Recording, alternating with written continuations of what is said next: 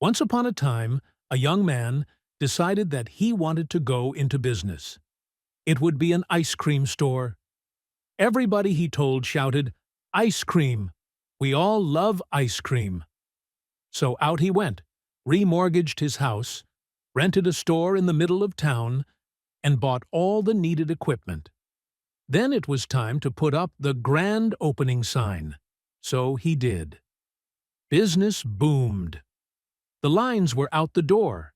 He even had to hire 2 teenagers to work in the store after school. Business was so good that after a time he needed even more supplies.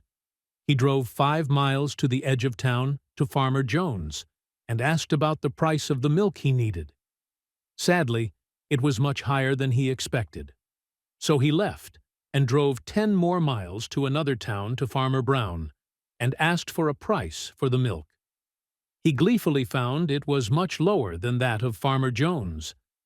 They immediately wrote up a contract. It was all ready to be signed when suddenly the door burst open and the town's mayor entered.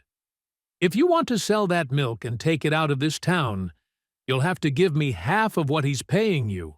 Otherwise, no deal," he said to Farmer Brown. Farmer Brown soon realized that he couldn't afford to make the deal then, after all. The store owner went back to Farmer Jones and reluctantly bought the milk from him at a much higher price. The ice cream store opened again the next morning. The line was out the door as usual. Minutes later, he put up a new sign with a new higher price to pay for the more expensive milk he had just bought. The following day, the store owner arose as usual and went to open the store. There was no longer a line out the door, as matter of fact. There was no line at all. Not a single person was in front of the store. When the end of the month came, the rent was due. Now what? Well, the lines of ice cream eaters were long gone, and he had no money with which to pay the rent. So what happened next? The store closed. 2 teenagers lost their after-school jobs. The man lost his house to the mortgage company.